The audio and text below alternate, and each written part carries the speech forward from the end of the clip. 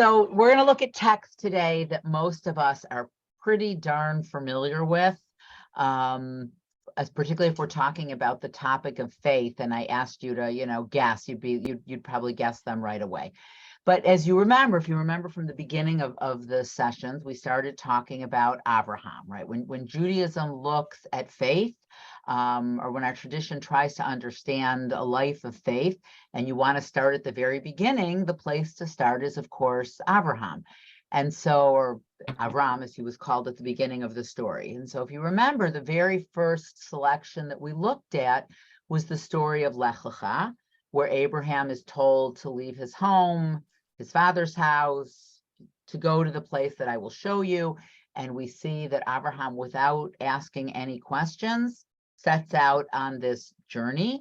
God does make him certain promises that you will have offspring, that your offspring will be like the stars of the heavens and the sand of the sea.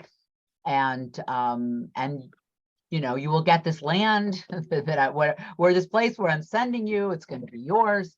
And that those that bless, you'll be a blessing, and those that bless you will be blessed, and those that curse you will be cursed. Which sometimes happens, but it takes a long time. Listen, I feel like this full resistance every week about talking about anti-Semitism. It's like, that's not the topic at hand. I'll just tell you as an aside, last year I did several sessions with the teens on anti-Semitism and anti-Zionism.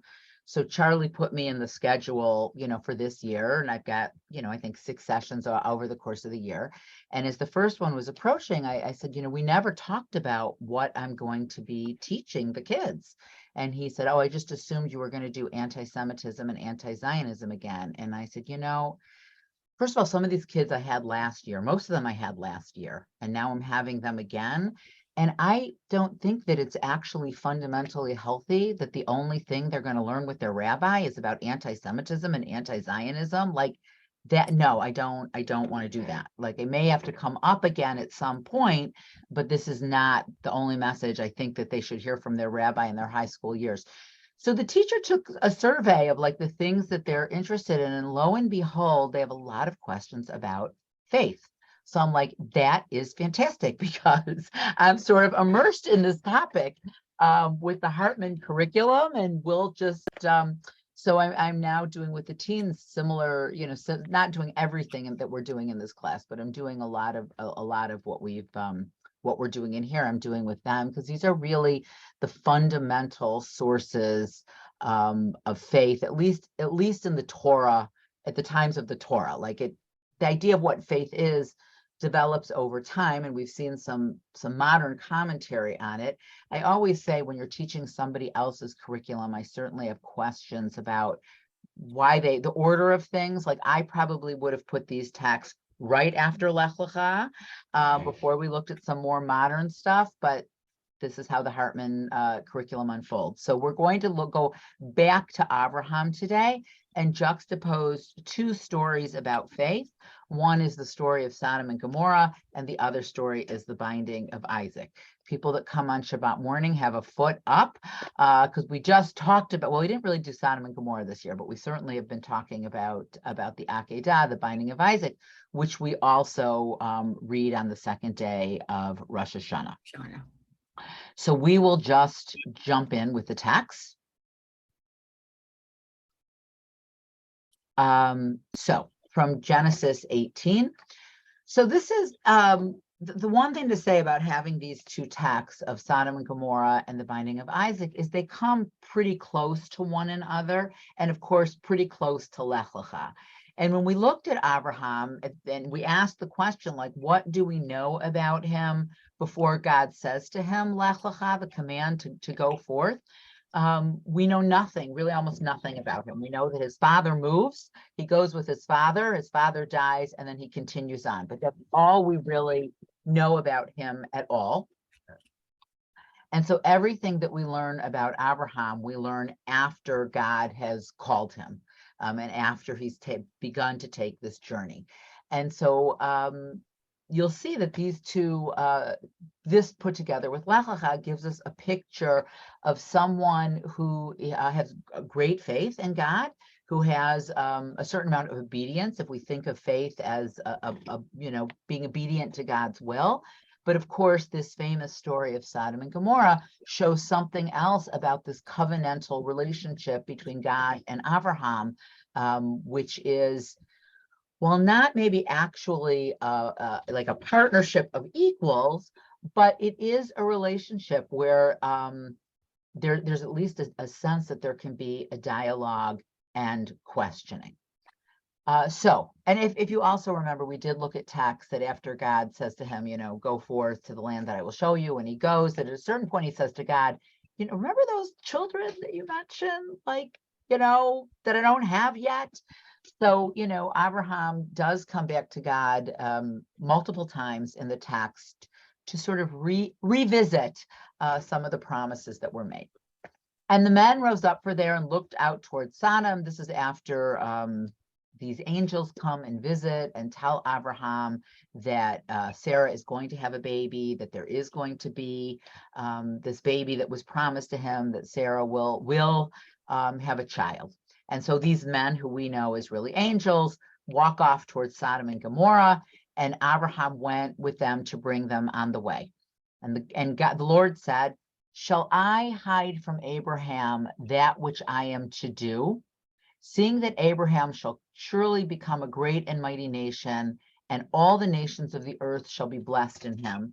For I have known him to the end, that he may command his children and his household after him, that they may keep the way of the Lord, to do righteousness and justice, to the end that the Lord may bring upon Abraham that which God has spoken of him. So I want to stop there for a minute. Just like read this to yourself again for a second.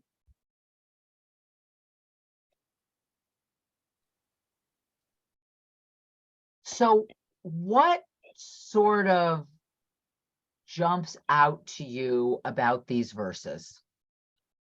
Like, we know what God's about to do with Sodom and Gomorrah, right? Because we've read this story before, right? So we know that God wants to punish them for all of their evil. So, we're the omniscient reader. Yes, Marcia. Well, who's God talking to?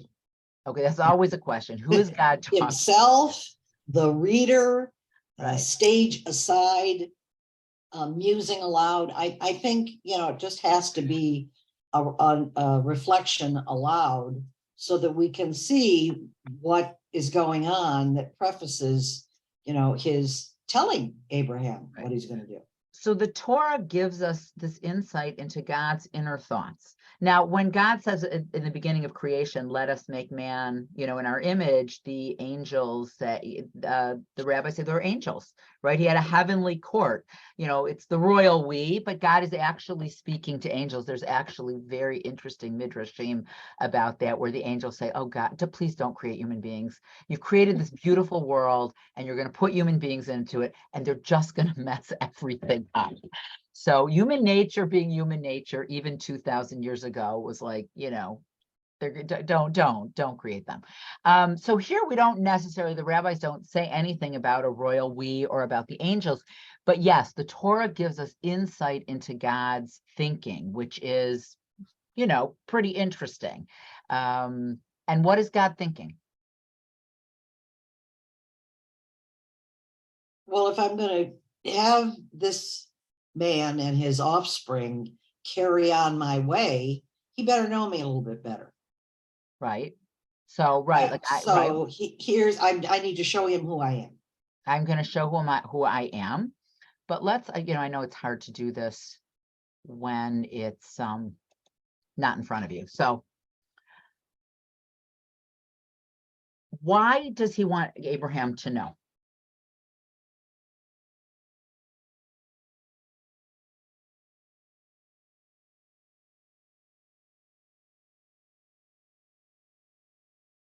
Well, I'll just read it to you. He's going to become a great and mighty nation, and all of the nations of the earth shall be blessed in him.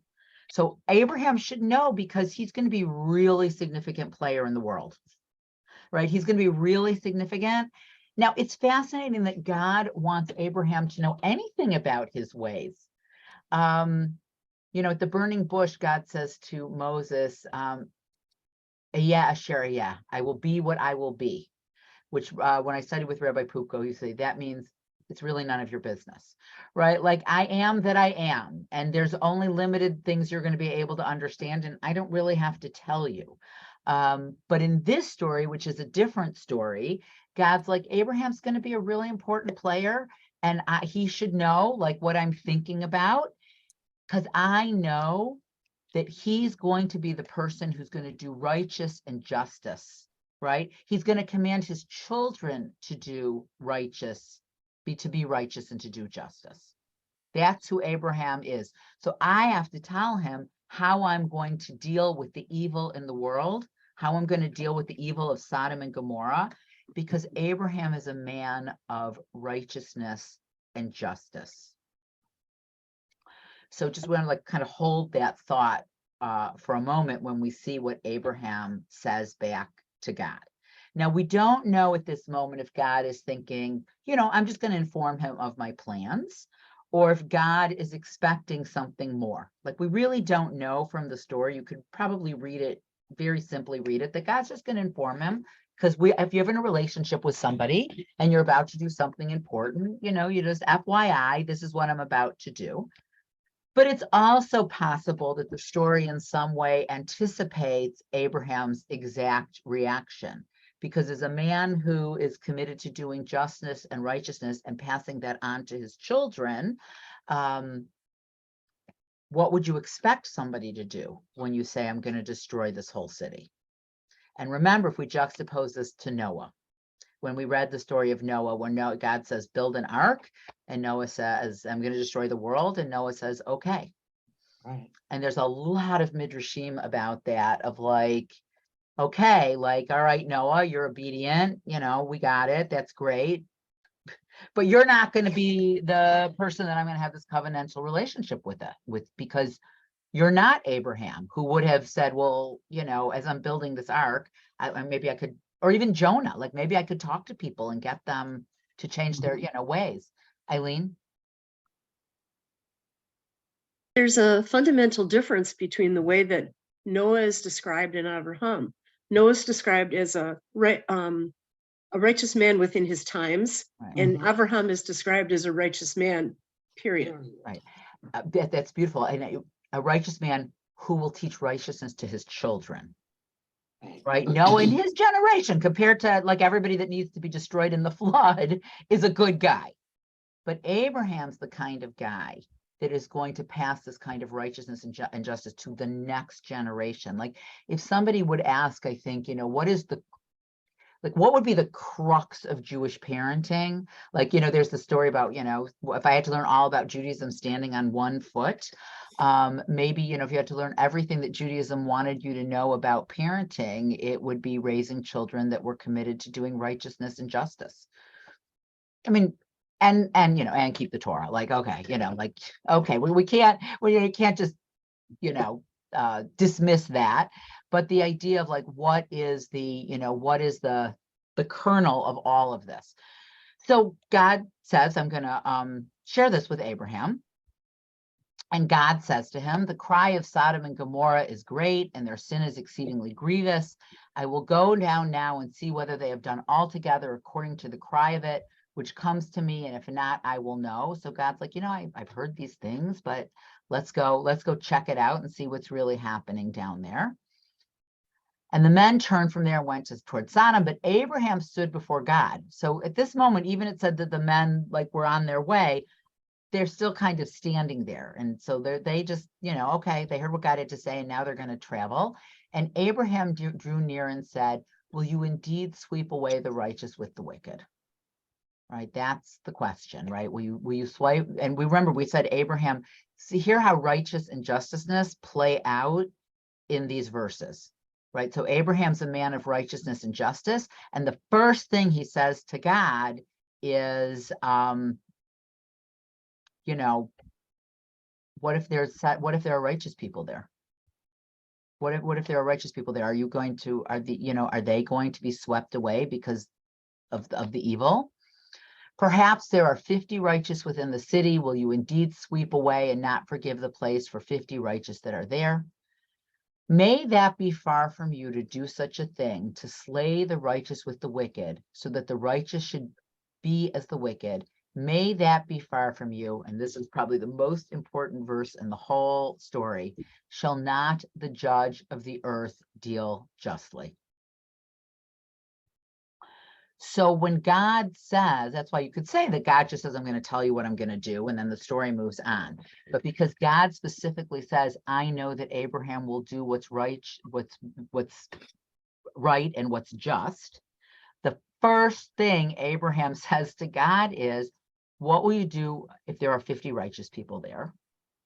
And then, even more importantly, what he calls God on, and he says, will not the judge of the earth deal justly? Like, how do we know in Judaism or in the Torah what's just? Where does the whole idea, where does it stem from?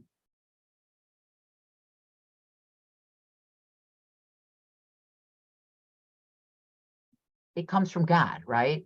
If God says it's just, it's just. Like, that's what our interpretation of justice is. The Torah tells us what's just, and it's supposed to be the word of God. So I always see Abraham basically saying, like, I didn't make these rules. You made the rules of justice. You're the judge. You're the judge. You made the rules of justice. And guess what? You think I'm bound to them? You're bound to them. You're bound. We're bound to these rules that you created. And therefore, make God feel a little bit guilty there too. Like, how can you abandon these rules of justice? And so if there are 50 righteous people, you can't destroy them. To uproot the evil, you can't destroy the righteous people. So this, and then of course, the story goes on, and they go from 50 to 40 to 30. And guess what? There aren't any, not even 10, not even a million. Nobody's righteous. Now, I will say commentators have pointed out, probably more modern commentators have pointed out, is that righteous people get swept away in evil all the time. All the time. Yeah, Marcia? So this is kind of the ideal scenario where, you can separate who's righteous, who's wicked. And if you can do that, is that what you would want to do? Yes, this is the God who does that. Okay. Right. Like, and Abraham, interestingly enough, doesn't say to him, can't we, if there are 50 righteous people, can't we just rescue them? Like, let's get them out of there before you destroy everybody else. Right. And that's not what he argues. Like, he argues there are going to be people interspersed in here, righteous and wicked, and you got to look at the whole, and you can't, it's not fair. It's interesting, if you remember, it comes much later, but the story of Jonah, we read about it on Yom Kippur afternoon, and God says to him, go preach to the people of Nineveh and tell them to change their ways from being wicked. And Jonah runs away, and the whale and all of that. But eventually he goes, and the people actually change and repent, and God spares them, which is, an interesting story to read on Yom Kippur, of course. Now, of course, the people of Nineveh were not Israelites, but nonetheless, and Jonah's a little disappointed. Like, I knew this was going to happen. I knew that you would do this, and now I look like an idiot coming here, and so, because there's probably no other example of a prophet that prophesies and people change. Jonah's like the only one that's successful. But Abraham doesn't ask for that, right? He doesn't say, let's go, let's talk to people, let's see if we can get them to change their ways. He doesn't say, let's just remove the 50 or however many from the rest of the city. But the acknowledgement that, whether this actually works in real life, I can't say, but the acknowledgement of God saying, I won't destroy the city. If there are 50 righteous, 40, 30, even 10 righteous people, then you're right. The just thing is to not destroy the city. It's like, this is a starting point. Right. We things get more complicated later. Right. But the interesting thing, of course, is you have to juxtapose this to Noah. Mm-hmm. Right. You have to juxtapose this to the story that came, the story that came before. Because the question is why does God make a covenant with Abraham? Why is Abraham the first person to merit having a covenant with God? Noah was a failed experiment, right? God learns from that whole thing that the world is evil and people are never going to improve. And so he promises he's never going to destroy the world again, not because the existence of righteous people, but because if I have to destroy the whole world every time most of the people, all the people are evil, the world won't be able to exist because there's always going to be evil people. So this story juxtaposed to that story, the story where Noah says, okay, I'm obedient. I'm a person of faith. You tell me you're going to destroy the world. I need to go build an ark. I'm going to get right to it, go right to work, start collecting animals, do whatever I need to do. He was such a faithful servant. Why didn't God choose him? So the Torah doesn't say God didn't choose him because this is what he did. But by juxtaposing the next story, the story of Abraham, a person who's like, wait a minute, you can't destroy innocent people. Like, that's not just, that's not right. So the story has a neat ending in that there aren't any just people there, and Abraham gets to, like, his immediate family gets to escape and the whole city is destroyed. So, God can do what he wants in the end, and he doesn't have to really change his mind. But to think about how early this story is in the Torah, to think about Abraham being, our patriarch, what does this story teach us about a covenantal relationship with God?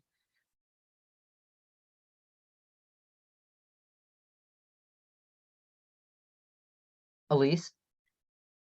I mean, it's telling us that it's a two-way street. Right.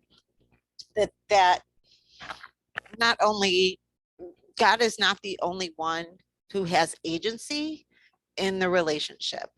Right. He can be, God can be persuaded, possibly, and but also in terms of juxtaposing Abraham and Noah, think about, I keep on thinking about, like, God is putting his faith in Abraham, and he didn't put that faith in Noah, right? He knew Noah was going to build the ark and shelter a seed of humanity and all the animals.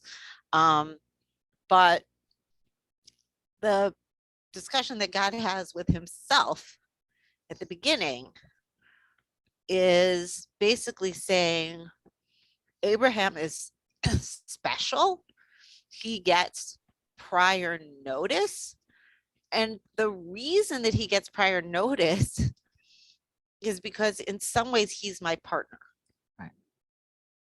Right. So again, like the word Sadiq plays in, right? Noah's called it Sadiq B'doro. He is a righteous person in his generation.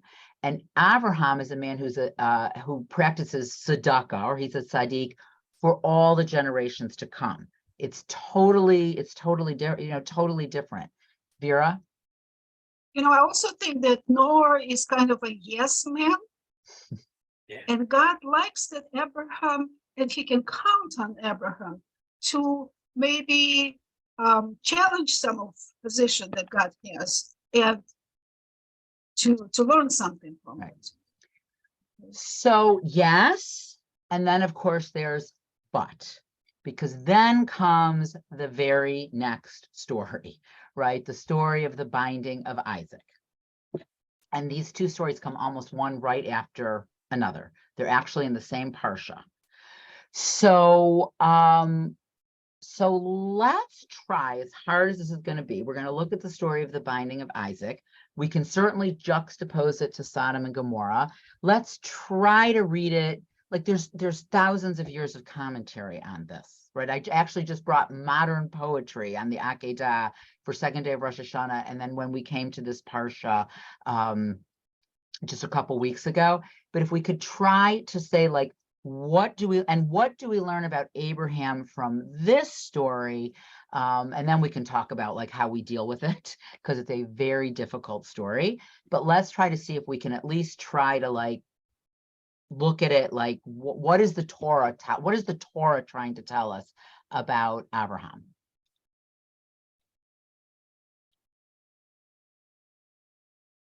Okay. So after it came, and it came to pass after these things, right? All these other things that we've read about, that God tested Abraham and said to him, Abraham, and he said, Hineni, here I am. So Hineni is already in the Torah. Anytime somebody says Hineni, it's not like we used to say in Hebrew school, Ani po, like when they took attendance, I am here. It's not that. It's not just like here. Hineni is sort of like more like, you know, a soldier, like I'm reporting for duty, and God calls it a test, right? He's going to test Abraham. So the question is, again, hard to like we, you know, what is the test? I mean, we know, you know, he's going to ask him to sacrifice his son. Yeah, Eileen? Okay, so one of the things that we learn is that, I mean, even in modern times, there's a line that sometimes people won't cross. I think that God is trying to establish the line where Abraham will not cross it. Right. So I do want to say that child sacrifice was practiced in other religions regularly at this time. And I think that's an important thing to remember. I think that's an important thing to remember because to us, this story is so like, what parent, what father, what you could sacrifice their own child to God?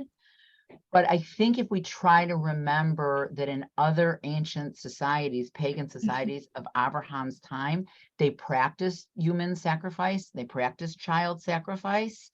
You know, Rabbi Pupka, who I studied with for many years, I mean, we're still dear friends, so I don't study with him so much regularly anymore, but I did for many, many years, used to say that part of the way that you could read this story is any god worth his salt in the ancient world would be due the ultimate sacrifice, right? So this wouldn't have necessarily been anything that would be surprising to Abraham. That God, you know, if you're really going to go down this path, and that this God could ask you anything, this God could ask you this. Now, more modern interpretations have been the test was that Abraham should have said no, right? That Abraham should have been the one to say, that Abraham should have said, Ad Khan, right? I can go this far, but not any farther. But to read this in its ancient perspective, if this is what ancient religions believed, and the fact that at the end, God says, you don't have to do this, that what this is teaching us is not about Abraham's line, but is teaching us about God's line. Right? I'll ask you to go to a land that you've never seen. I'll ask you to leave everything behind. I'll ask you to have faith in me that I promise you you're going to have kids. And then I tell you that I'm, you know, sacrificing, I want you to sacrifice your child. And the real lesson of the binding of Isaac is not who is Abraham, it's it is who's Abraham, that Abraham's that faithful and obedient, but it's also who is this God? And what is it that this God is going to demand of us? And when Abraham says, you know, when Abraham's willing to follow him, you know, to a land that God will show him, Abraham's all in to follow him anywhere. And we as moderns, that's hard. Like that's hard. You know, when you've ever been to Israel, if you are standing in Western Jerusalem and you're facing the old city, if you can picture this, you're facing the walls of the old city. And to the right of that, there's a valley. It's also where the Cinematheque is, the lovely movie theater. And there's a nice hotel there also. But there's there's a valley. And the valley is called Gehinnom. Gehenna. And I don't know if this has ever been proven through archaeology, so I can't tell you that it's 100% true that this actually happened. But Gehenna is another word, sort of we would translate as probably hell, like hell valley, the valley of hell. And we were taught that the reason that valley was the valley from hell is that's where other pagan religions and the Canaanites and other pagans sacrificed their children in that valley. That's where the sacrifices took place. And then of course, so if you picture this valley and then you picture the old city, and what's at sort of the back center of the old city is, of course, you see the beautiful mosque of Omar, right? You see the mosque of on the Temple Mount. But of course, what is the Temple Mount? The Temple Mount is built on Har Moriah, the Mount of Moriah, where Abraham was told to take Isaac, right? So the juxtaposition, right, between the valley and the mountain, right? The valley where we were told that people sacrifice their children, and the mountain where Abraham learns that God is not going to require sacrifice. Like they're right there. They're right next to each other. So again, you know, we don't have the archaeological, you know, we don't have Abraham's donkey bones, or the ram's bones on the little altar, right? I always laugh when people, you know, we speak about Noah, like they always think they're finding Noah's Ark. It's like, if there was a wood ark that was built thousands of years ago, what could possibly be left from a wooden ark, you know, like, but bones last a really long time, right? Or bone fragments and stuff last a really long time. But whether any of these things, you know, literally happen there, but just to understand the geography of Jerusalem, and then of course on the top of Temple Mount is where Muhammad ascended on his horse to heaven, and so the Temple Mount is built. Their Temple Mount, their mosque is built on our Temple Mount, and which is why there's always trouble flaring up there, because it's our holy site and they're a holy site for them, and it's always issues. Barb. I was thinking that since at this time other gods demanded child sacrifice, the Abraham's God starts out, or appears to start out, asking the same thing, but then proves to Abraham how different he is and how superior to other gods. And maybe that is one of the things he's trying to impress upon Abraham. But at the same time, he demands and proves that he's worthy of that trust. Right. And the trauma, look, Abraham is willing, and we'll look at some more of the verses, but Abraham is going to do it, right? He's going to do it. Like, doesn't mitigate the trauma that Abraham, you know, yay, at the end of the story, everything turns out right. But the trauma that Isaac goes through, the trauma that Abraham goes through, is unmanageable. And there might have been ways that God could have taught that lesson without bringing everybody to the brink. But this is also a story about obedience. Like, you can't, you know, maybe God is testing him, and God wants to know, okay, you would even do this. Great. I'm not going to make you do it. Vera? You know, I kind of like the difference in Abraham when he acted in a different situation, like when it requires from him to be faithful and kind of, you know, blind faith. I mean, he thinks that whatever God does, he has to follow of him. But when it concerns other people, like in Sodom, Abraham doesn't hesitate to get up and stand up to defend these people. And people have asked the question, why other people and not his own family? You know, why other people and not his own family? And I will say something else. This is being recorded, so I feel like I need to be a little bit careful, but I'm going to say it anyways. This story drives Jews crazy, right? What kind of God would require this sacrifice? But you know when it doesn't seem to drive us crazy at all? When we look at Christianity. What is the basis of Christianity? The crucifixion of the... That God required the sacrifice of his only son to atone for the sins of humanity. And somehow that we kind of like, but Christmas, it's such a nice holiday. Like, we don't even think about it. It doesn't really, listen, I'm not saying that we shouldn't go around. I don't think Christians agonize about this. I'm not sure lapsed Christians agonize about this. I've never heard a Christian person ever say, what kind of a God would require that? What kind of a God? Ever, or even if they say I'm a former Catholic, they may criticize things about organized religion. Debbie, maybe you've heard differently. Yes, I think no. They celebrate that fact. I mean, it's a whole different attitude.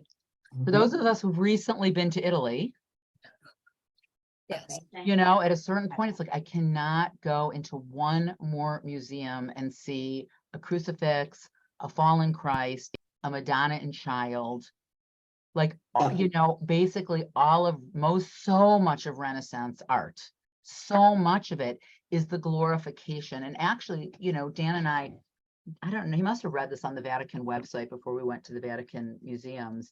And the current Pope, in the introduction to the Vatican museums, talks about art, that the purpose of art is to evangelize.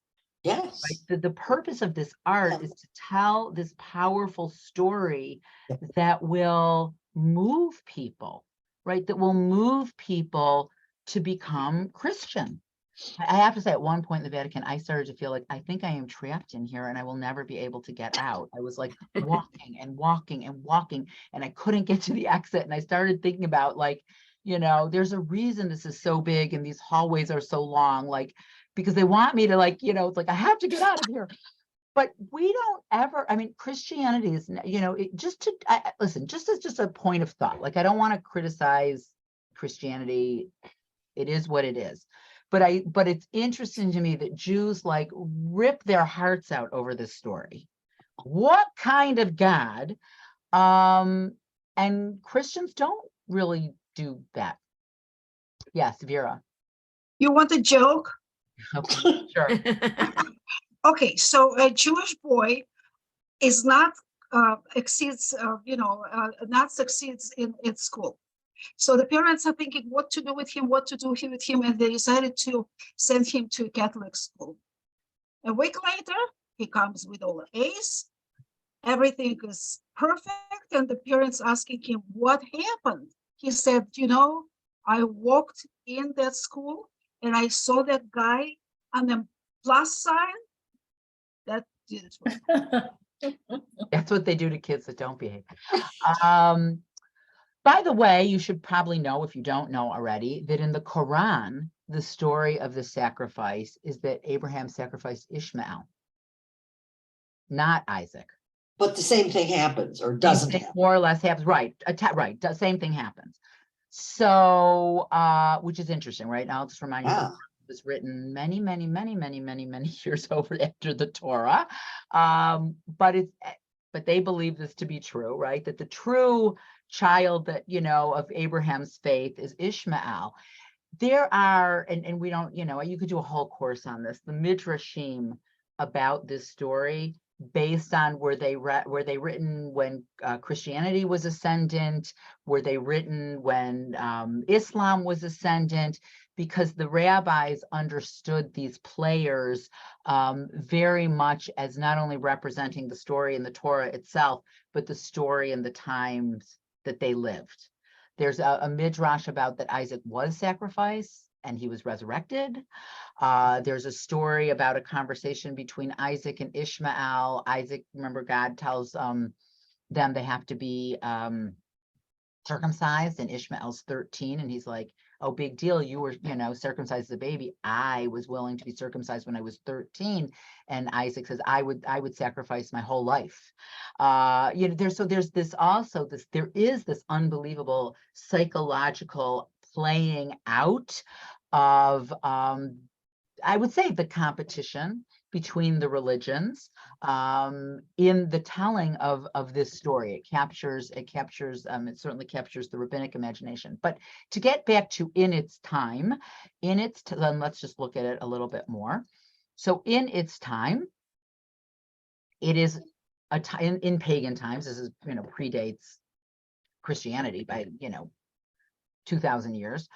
But in its time, it's a story that is in pagan times where God would require this. So he says, take now your son, your only son whom you love, Isaac. And remember, he just was born, like this is the son that they waited for, that they never thought that they would have, that Sarah was in her 90s.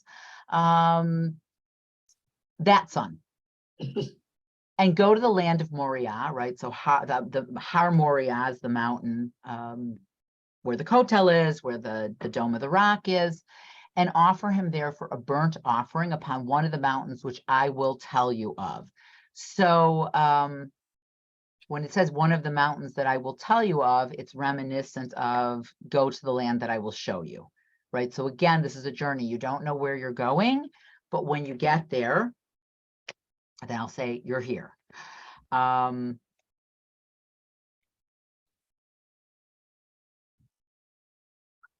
Abraham rose early in the morning. So the rabbis make note of this, right? He's not dragging his feet. He's not saying, I'll wait, like, let me wait around. We can always head out late in the day. Then it'll be too dark to make it all the way and we'll have to stop overnight. Like, he gets up at the crack of dawn, saddles his ass, takes 2 of his servants with him and Isaac, his son. You'll see how many times we hear his son or son, repeated in the story. He split the wood for the burnt offering and rose up and went to the place of which God had told him. So he's ready to go. He doesn't even say, I'll get there. Well, I'll collect some firewood. I'll look around. Like, he is like, this slows the action down, right? He's takes the wood. He has to chop it up. He has to bundle it. He puts it on the ass and then travels. On the 3rd day, Abraham lifted up his eyes and saw the place from afar. Abraham said to his servants, wait here with the ass, and I and the lad will go. I will go there and we will worship and come back to you. So again, commentators look at this and say, there are, right? I don't think this, well, one of the questions is, I guess, what does it mean when Abraham says, we will come back to you? Marcia? I have a question about the Hebrew. What form is it? Is it we will come back to you? Or is it, and there will be somebody returning to you? Vinashuva, we will come back to you. We will come back to you. So there are people, commentators, that point out like that Abraham doesn't really ever think he's going to make him do this, right? That he has faith, that whatever, God promised him, right? Because he says, we looked at this, now I can't remember if we looked at it here, or we looked at it on Shabbat morning, where God says to him, I think we talked about it here too, like, I don't have a son, but I have this nice servant and I could have offspring from him. And God's like, no, your offspring shall be through Isaac. So maybe the faith, people have suggested that Abraham's great faith is that he believes, regardless of what God is saying in this moment, God promised him his offspring will be through Isaac. So whatever's going to happen up there, whatever it's going to look like, that he believes that the 2 of them are going to come back together. So that's one way of reading it. Marcia? If he says that, presumably Isaac hears it too. Right. Isaac hears it too. Or he's just saying, like, what am I going to say? I'll come back to you. Like, let's not panic anybody. Like, let's not get anybody worried here. We'll say we're going to come back, because what am I going to say? I'm going to come back. We're going to go worship and I'm coming back alone. Like, I don't know. What would you say in that moment? But yeah, Isaac hears we're going to come back. And then look what Isaac says. This is so, I don't know. I find this is so poignant. Abraham took the wood of the burnt offering and laid it upon Isaac, his son. So Isaac's carrying the wood, right, for his own sacrifice. If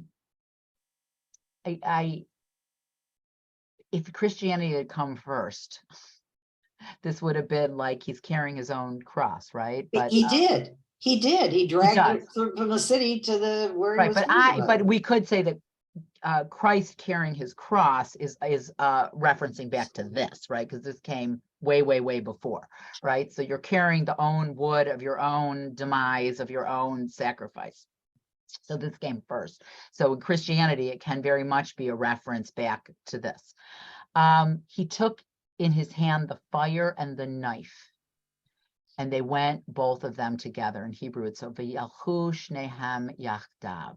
Right, and the 2 of them walked on together. One of the poems that we looked at talks about the knife, right? The knife, and the knife is still in the heart of all of the offspring. Like all Jews carry this knife in their heart. So whether we carry this knife in the heart because of what God asked, we carry this knife in our heart because of what Abraham was supposed to do, we carry this knife in our heart because Jews, children have been sacrificed for nothing, or for the faith, or for history, whatever, for thousands of years. But that image of, all of the offspring, we all carry a knife in our heart. And the two of them walk on together. Isaac spoke to Abraham, his father, and said, "My father." And Abraham said, "Here I am, my son." And he said, "Behold the fire and the wood, but where is the lamb for the burnt offering?" Right? If you were going to bring everything, you've got wood and a knife and a fire, you're missing the main character. You're missing where's the sacrifice? And Abraham said, "God will provide the lamb for a burnt offering, my son." And again, v'yalchu shneichem yachdav, and the two of them went on together. Like, there's such a poignancy in this story. I mean, when he says God will provide the lamb, is he sheltering Isaac from what is about to happen? Does Abraham really believe that there will be a lamb, something will be substituted? You probably could read the story either way. I think you could probably read the story either way, but he referred, my son, and the two of them walk on together. There actually are midrashim that have Isaac, because of the juxtaposition of the following parsha, which is the death of Sarah. There are midrashim that say, when Sarah heard what almost happened, she drops dead. And we know that she dies when Isaac is 37. So he calls him a nar here. Everything about this story points to him being a young man. But if you read it, that the story actually, because there's nothing that happens in between in the narrative in the Torah, that Sarah drops dead and he's 37. Then there are midrashim that talk about this to Isaac's great credit, right? Abraham was old. He could have wrestled into the ground. He could have run away. But he let himself be bound, and he also was a man of great faith. And some of the midrashim build up the story that way. And Abraham said, "Okay, God will provide the lamb." They came to the place of which God had told him. Abraham built the altar there and laid the wood. He bound Isaac and laid him upon the altar upon the wood. So this is going all the way to the end here, right? And Abraham stretched forth his hand and took the knife to slay his son. So there's nothing that makes us think that if God doesn't stop him, he is not going to do this. And the angel of the Lord called to him from heaven and said, "Abraham, Abraham." And he says, "Hineni." Again, "Hineni, here I am." And the angel said, and Israel's like, not God, right? God actually never speaks to Abraham again in the Torah. And so that's part of the question, why? And of course, there's no answer given. Why doesn't God speak to him again? Now he sends an angel to stop him. "Lay not your hand upon the lad, neither do anything to him, for now I know that you are a God-fearing man, seeing that you have not withheld your son, your only son, from me." Abraham lifted up his eyes and looked, and behold, behind him a ram caught in the thicket by its horns. Just as he had said, a lamb would be provided. Abraham went and took the ram and offered it up for him to a burnt offering in place of his son. And Abraham called this place Adonai Yireh, as it is said to this day, in the mount where the Lord is seen. The angel called to Abraham a second time, and repeats all of the promises.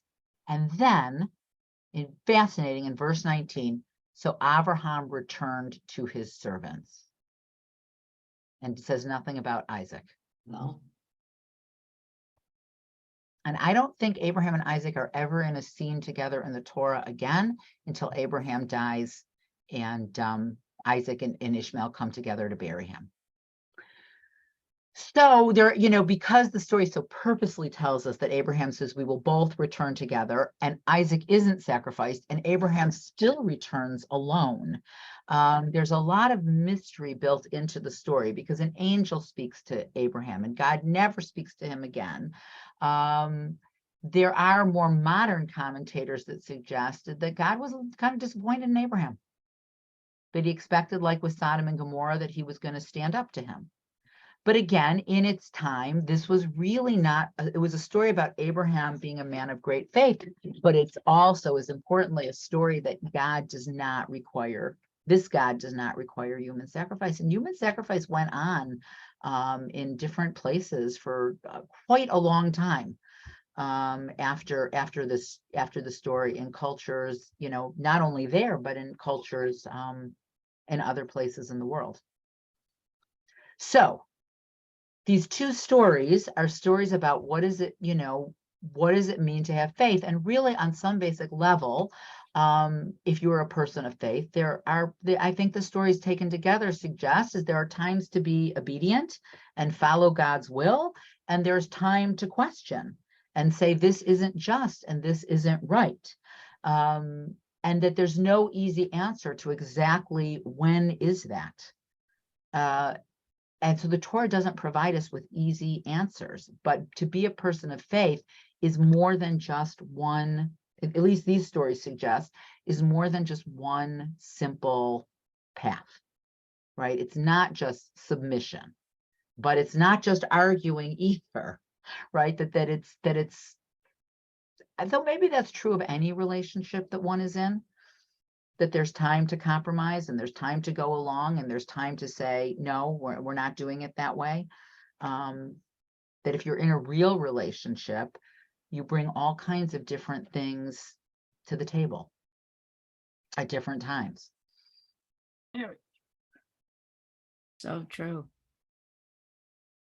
I just read this, somebody sent me a YouTube of Michelle Obama being interviewed. She just wrote a new book, and some of it is about marriage, and some of it is about raising children. And I thought it was really fantastic, actually. I think it was just an NPR interview, and I thought it was just really interesting and insightful about what she said. But she started out by talking about marriage, and she said, you know, I don't think young people really understand what it takes to be married, you know, and I always say, you know, do you want a wedding or do you want a relationship?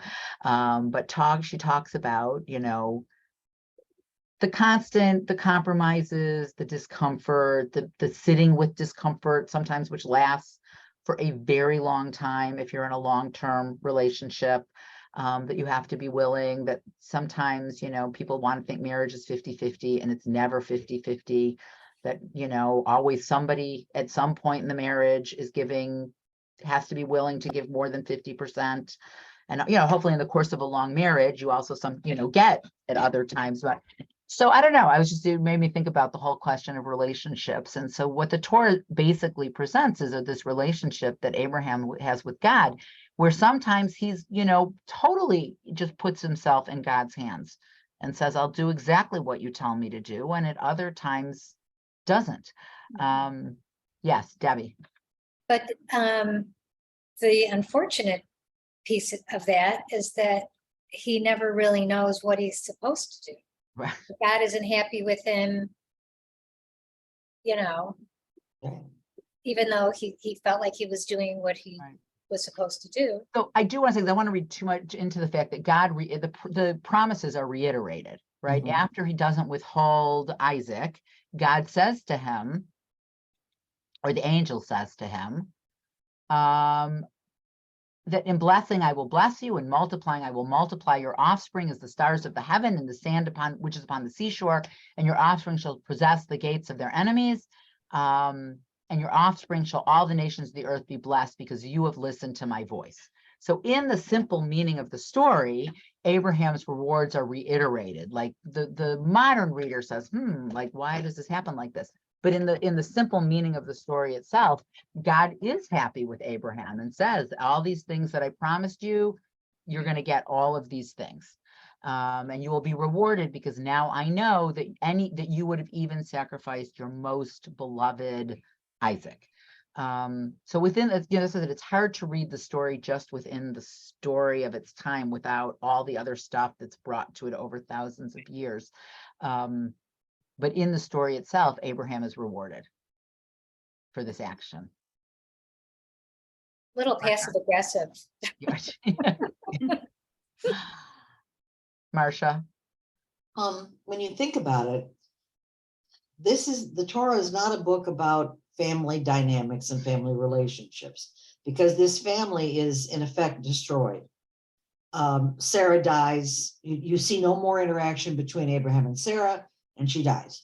You see no more interaction between Abraham and Isaac, and until Abraham dies. And it's not about that. It's about people as individuals. The fact that Isaac can come together with Ishmael to bury his father, and whether they had interaction then or not, he at least will honor his parent, whether he loves him or not, etc. But it's about what you do as an individual. And I'm not surprised that people have struggled with this, because it's an impossible story. You can read it according to its time and context, and that sort of reads. Other than that, why did you have Sodom and Gomorrah before that? Right. Argues then, but not then. Right. And what kind of a God would ask this? What kind of a father would do this? What kind of a God would ask this? It is, though, again, as I said, we take this so for granted in Christianity. In Christianity, the father that's willing to do this is God. Yes. Right. And that's kind of the whole point. And it's the whole point. And so I'm like, why aren't they tearing their hair out over that story, But as Jews, because we pick apart every single word and we look at this. And so I will say, thousands of years later, we're still engaged in this text and still looking at it and saying, but the other thing I was going to say, when you said, Marsha, about a story of individuals, you would not look to any of the stories of Genesis as wow, this is how a great family would look. This is the family I want to be in. Nobody gets along. Everybody's fighting. This is none of this. It's a prologue to Joseph, right? Mhm. Forgiving his brothers. But it's really, then you get the story of Aaron and Moses and Aaron and Miriam, right? Look what happens when three siblings can actually work together for the good of, the liberation of the people and taking care of the people. But these stories are one dysfunctional story after another of not great family dynamics. But that's what makes them so appealing. Right. And the imperfect people and the imperfect choices, it's just tremendously appealing. Right. So that's why there's so much to talk about, right? If they were all these very well-behaved, everybody got along, they all lived happily ever after, I don't know, what would we say after thousands of years of looking at these stories, but the complexity of these people. And even Abraham, he's got this isn't his worst. This isn't even his worst story. His worst story was when they go down to Egypt because of a famine, and he tells Pharaoh that Sarah's his sister, so he won't be killed. That's actually his worst story, so we don't, I kind of skip that every Shabbat because it's just, I don't even know what to say about that. So, you could say this perfect person of faith still is not a perfect, none of them are perfect, even though they're on this faith journey. I find that very encouraging, yeah. My kids get along better than, Jacob's sons got along. So, okay, I did that, that was good. Nobody sold anybody into slavery. Nobody sold anybody into slavery so far. So the bar is so low. All right, everyone, listen, have a lovely week, and I will see you all soon, and have a good week. Thank you. Thank you.